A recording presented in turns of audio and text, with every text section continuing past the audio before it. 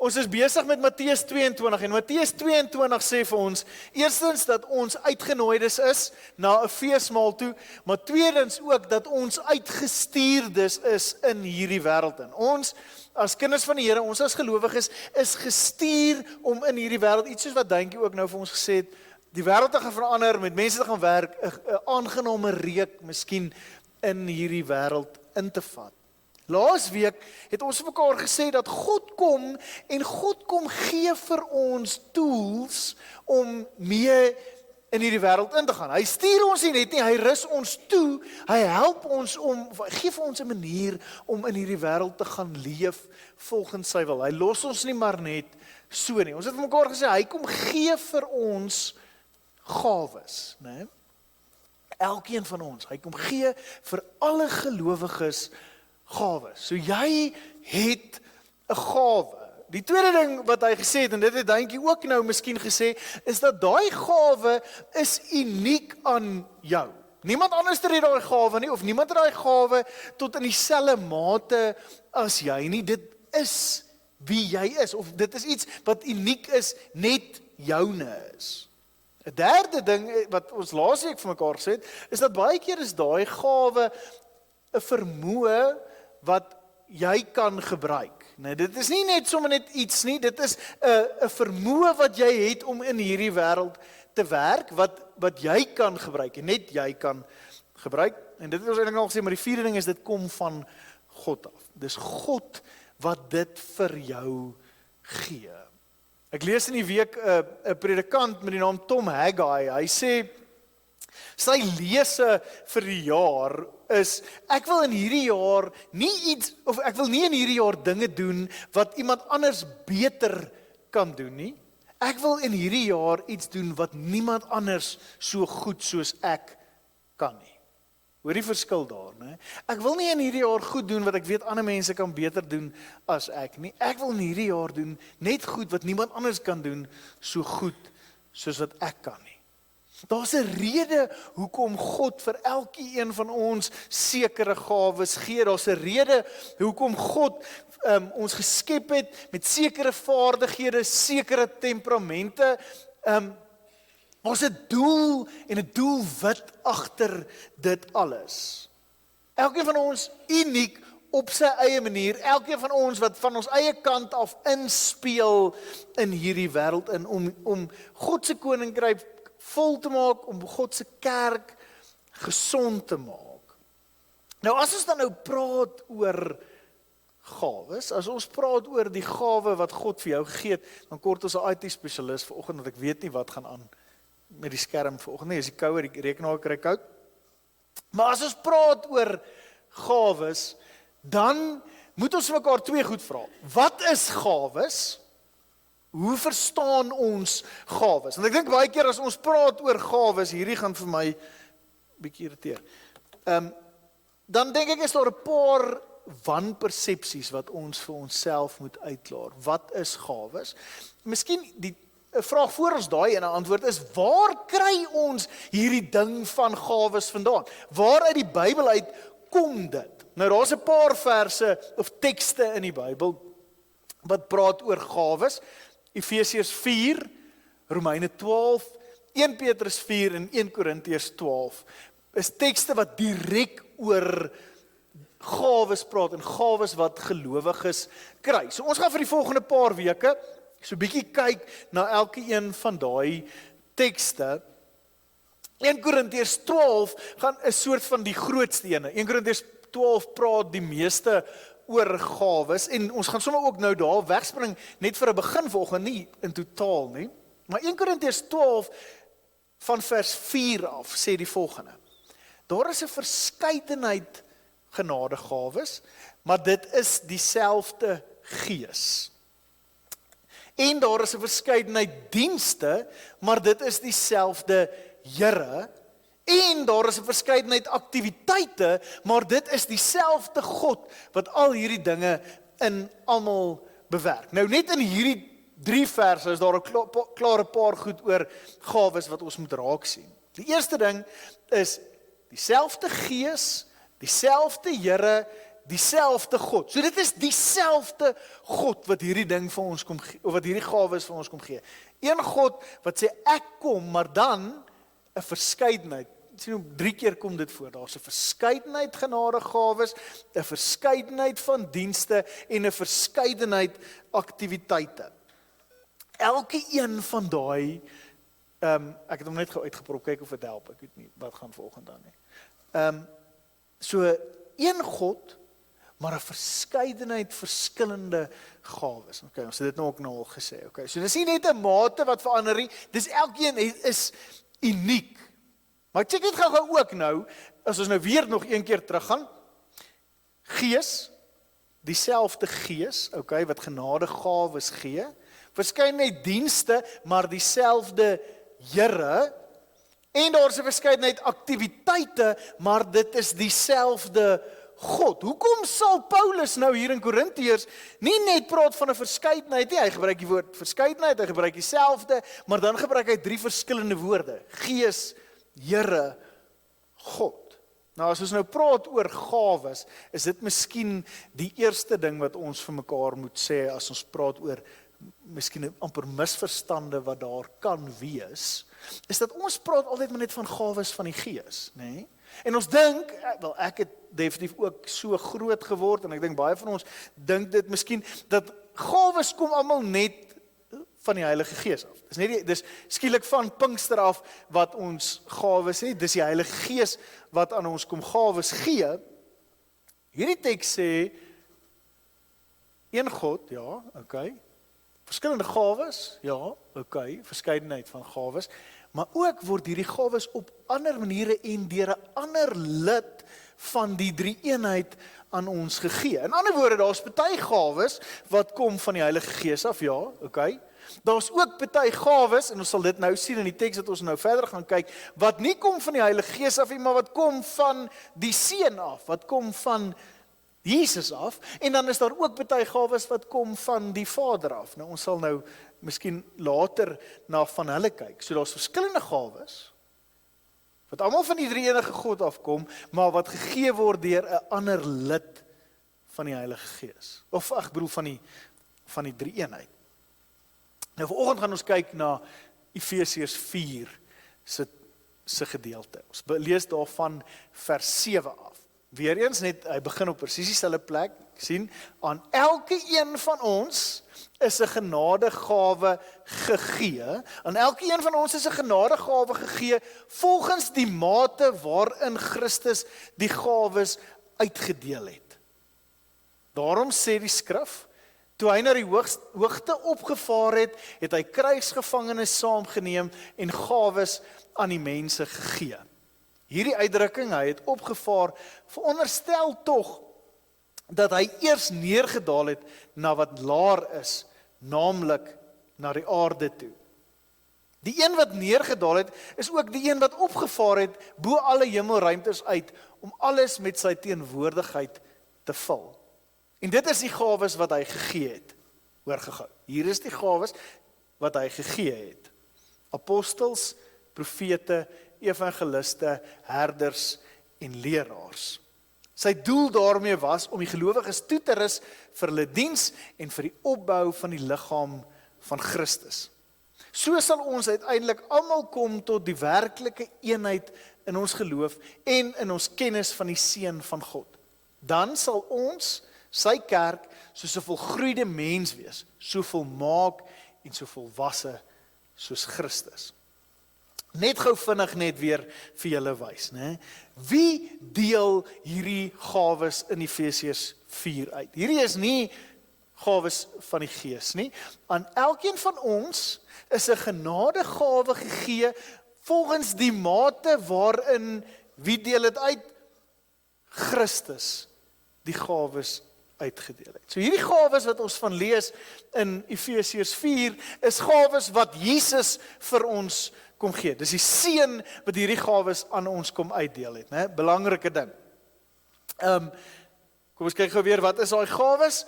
Apostels, profete, evangeliste, herders en leraars. Sy doel daarmee was om die gelowiges toe te rus. Kyk, kom ons stop dit gou daar. Apostel, profeet, evangelis, herder, leraar. In Afrikaans praat ons, in die teologie praat ons baie keer van die 5voudige roeping, of die 5voudige bediening. Sommige net so vinnige prentjie, dis nou in Engels, ek weet julle sukkel met dit. Maar kyk maar net gou vinnig daar. Kyk, dan lees ons nog verder.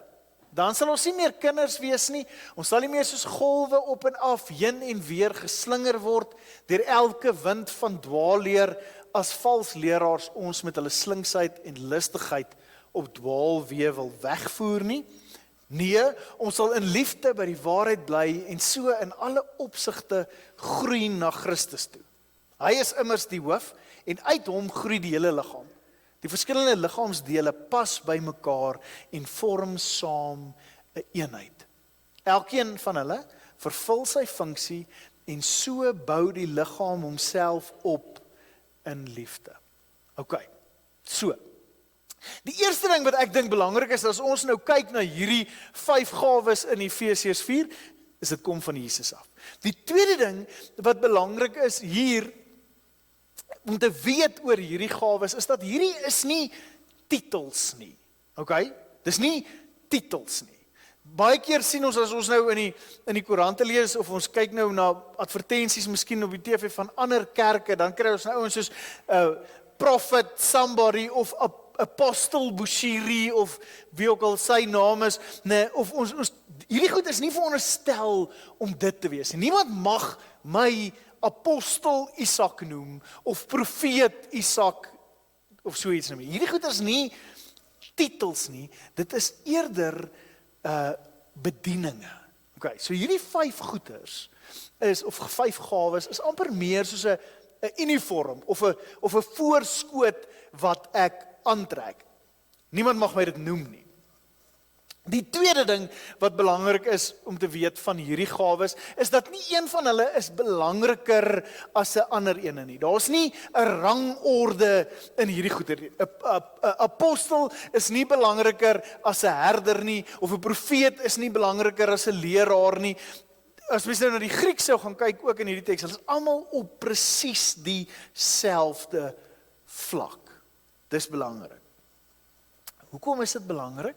Is dat baie kere, en ek dink die gevaar van hierdie goeters is, wanneer mense oor gawes praat, Paulus noem dit weer en weer in die Bybel, sê hy, pas op dat julle nie party gawes belangriker ag as ander nie. So as ek nou sê, daar is gawes wat elkeen van julle gekry het, apostel, profeet, herder, leraar, evangelis, dan is ons baie keer geneig om te gaan, ek wens tog ek is 'n apostel.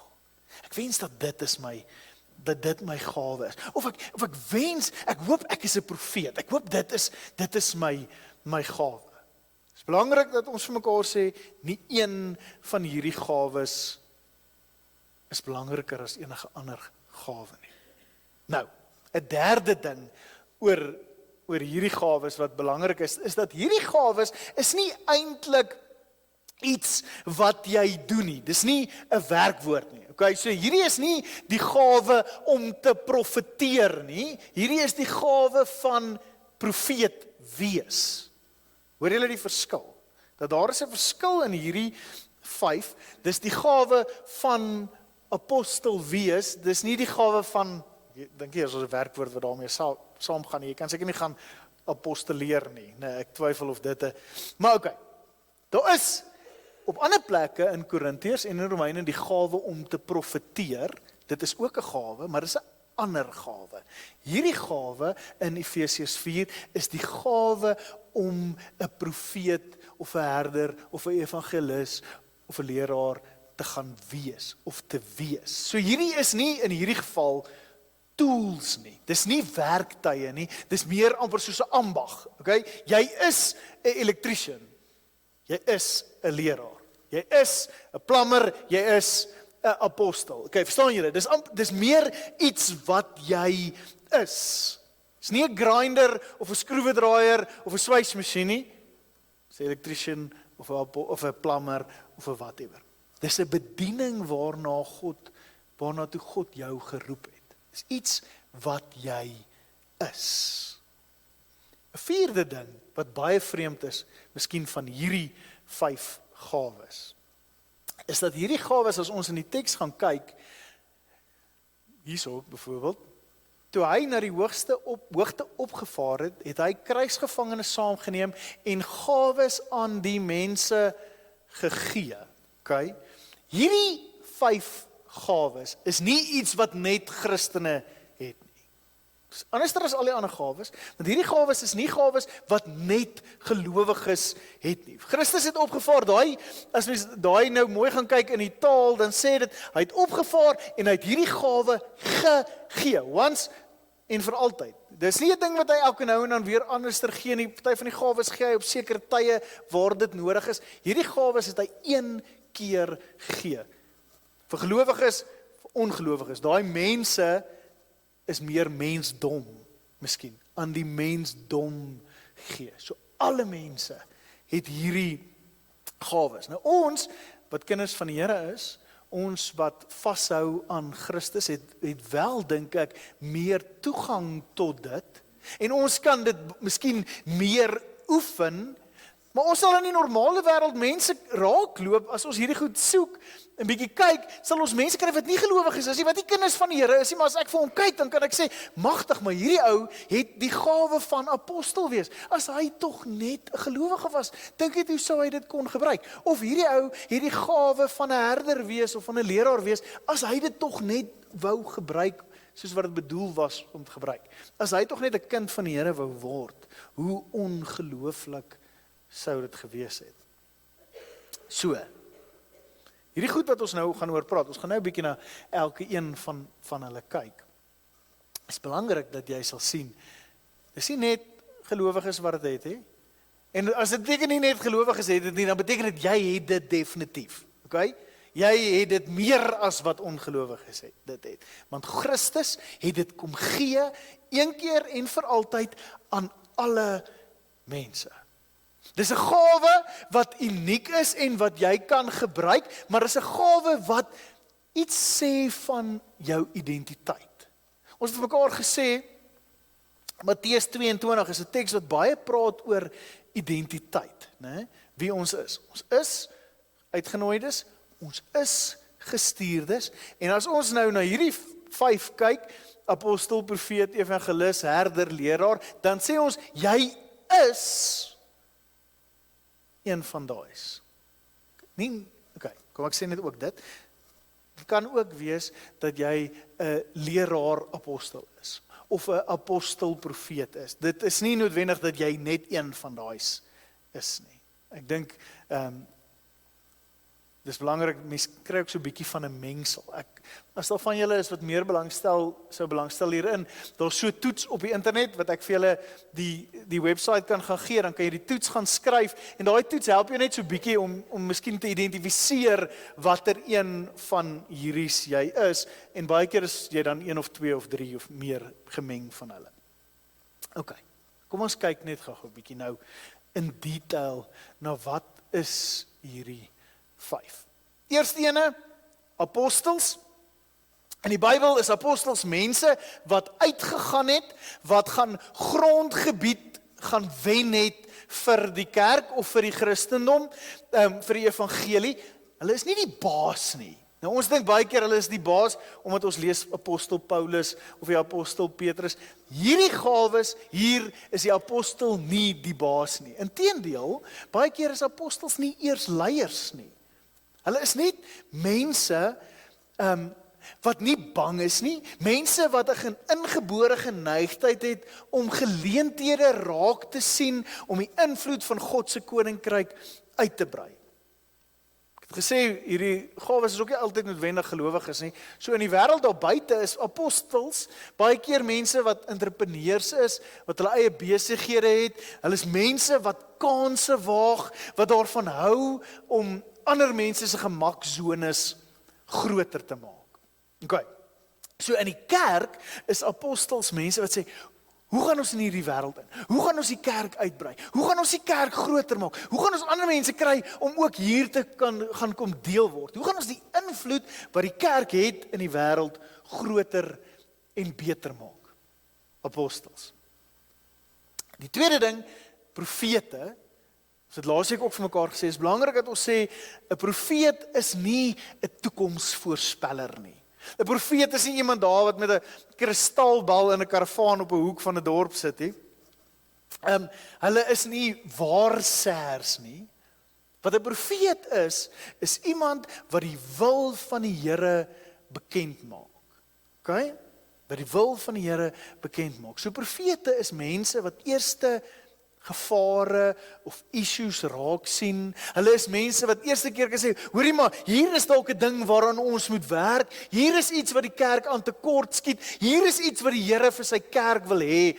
Hulle is baie kere mense wat ongelukkig as dinge erg gaan, mense wat baie moan, baie kla, baie sê, hoorie maar, hier's fout. Ons kan nie so wees nie. Ons moet verander. Ons mag nie so wees nie. Die kerk moet anders lyk. Dis mense vir wie die waarheid verskriklik belangrik is. Daarom ook geneig baie keer om mense te wees wat alles in wit en swart sien. Daar's nie tussen in grys areas nie. Dis wit of swart. Die gawe van profeet wees. Die derde ding, evangelis. Nou die eerste ding wat ons vir mekaar moet sê as ons praat oor evangelis, oor daai gawe is, dis nie noodwendig sendeling nie. Okay? Dis nie noodwendig iemand wat sê ek gaan nou dadelik almal se lewens omkeer en almal gaan nou bekeer word nie. Maar dit is mense wat lief is daarvoor om in hierdie wêreld in te gaan, om met mense te gaan praat. Dis geneig om mense te wees wat maklik en gemaklik met mense kuier. En baie goed daarmee om mense op hulle gemak te laat voel. Toe ek nou in die week bietjie na hierdie goeters kyk, toe sê ek vir my vrou, my swaar by daar vir GWK werk in Douglas, hy is 100% in my kop 'n evangelis. Want 'n evangelis is ook geneig om 'n salesman te wees. My swaar sal ys aan 'n Eskimo kan verkoop. Hy het amper pekanneute aan Callie Skooman verkoop en ek weet nie, Callie het meer as genoeg van sy eie pekanneute. Dit is wat 'n evangelis is.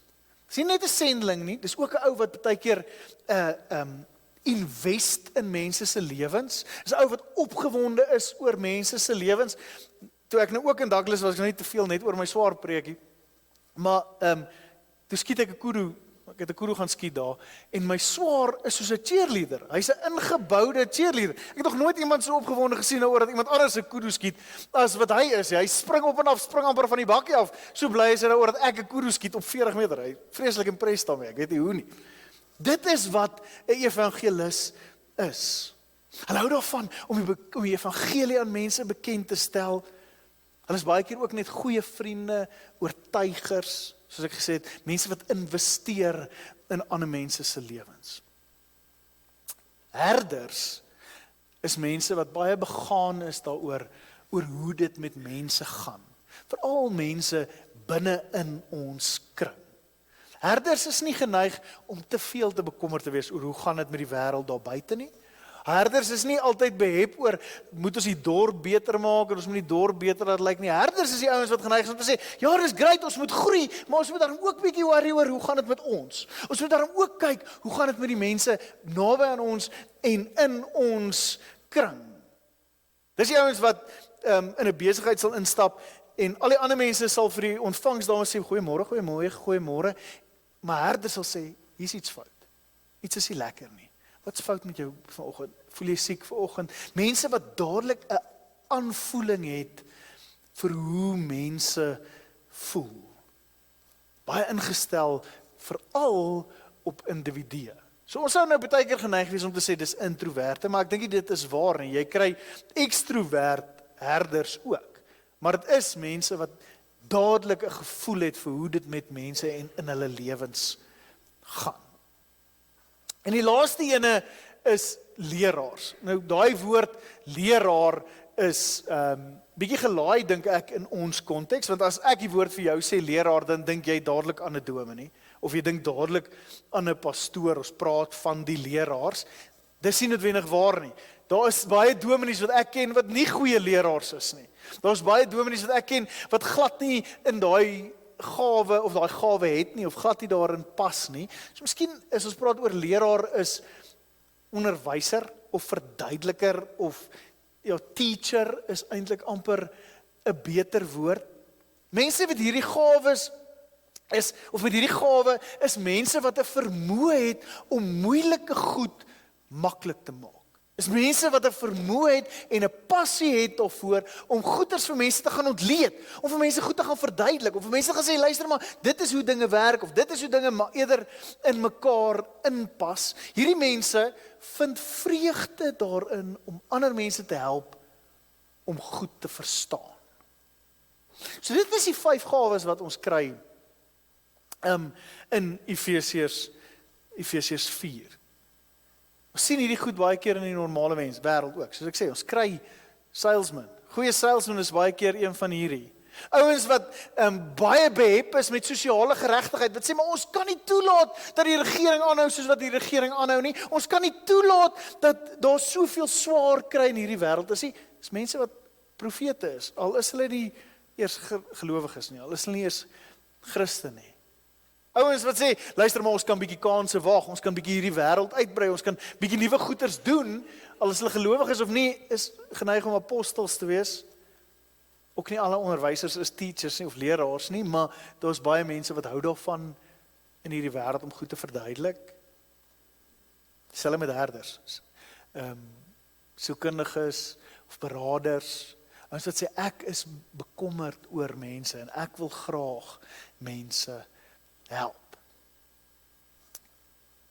Hierdie is gawes wat Christus vir die kerk, vir die wêreld kom gee. Babas word met hierdie gawes gebore. So in hierdie geval is gawes ook, dis moeilik om te onderskei tussen talent en gawe.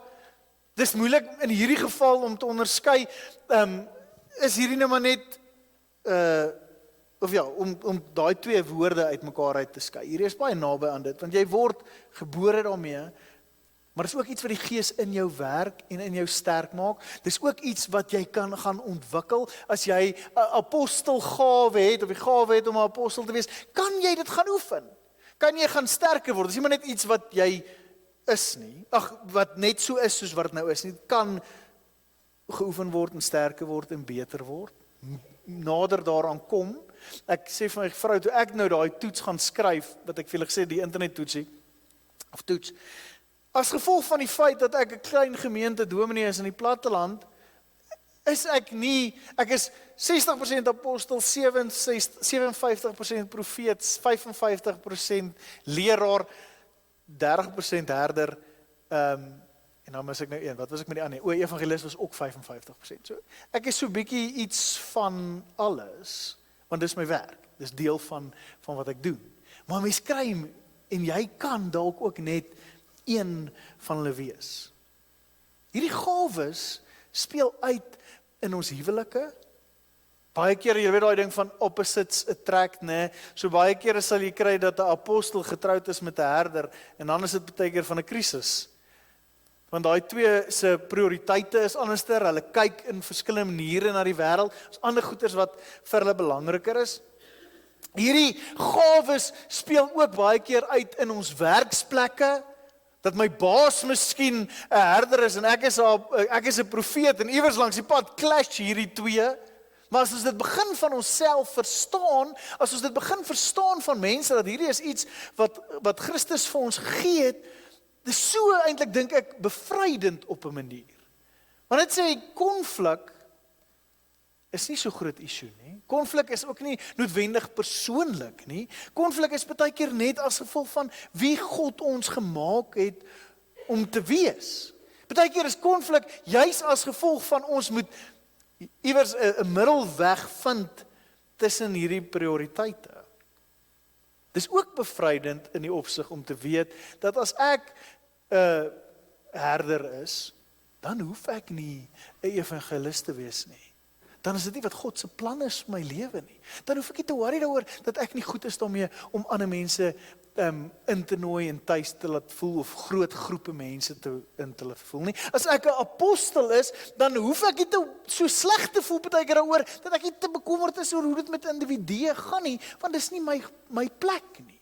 Daar's ander mense daarin.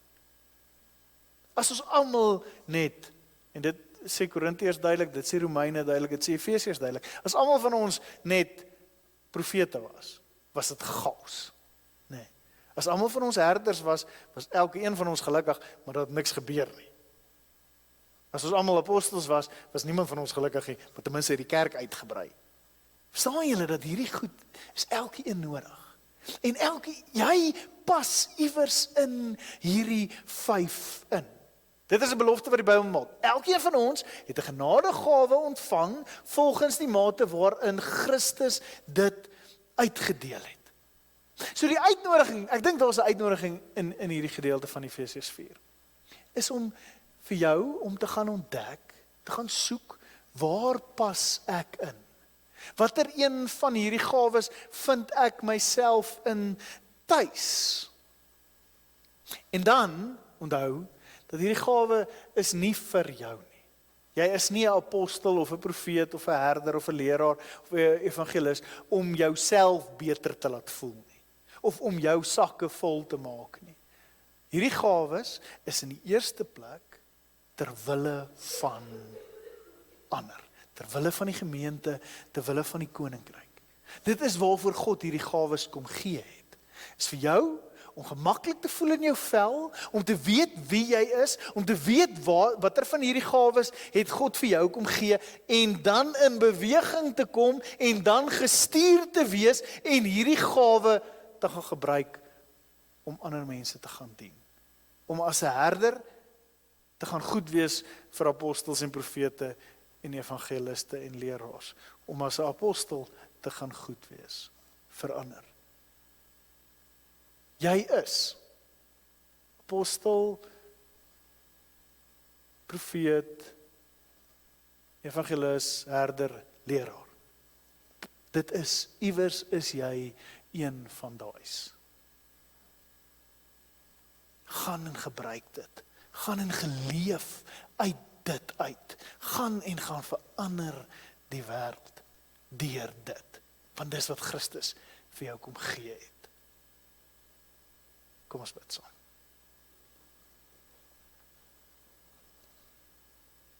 Here Jesus Christus, Vader, dankie dat U elke een van ons uniek gemaak het.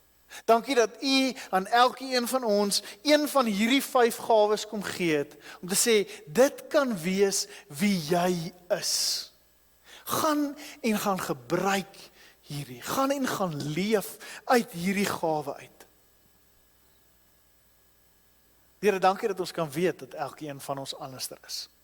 Dankie dat ons kan weet, nie almal wat van ons wat hier sit, het dieselfde prioriteite nie, het dieselfde invalshoeke nie, het dieselfde dinge wat vir ons belangrik is nie. Dankie Here dat ons kan weet, elkeen van ons is anders as gevolg van hoe U ons geskep het.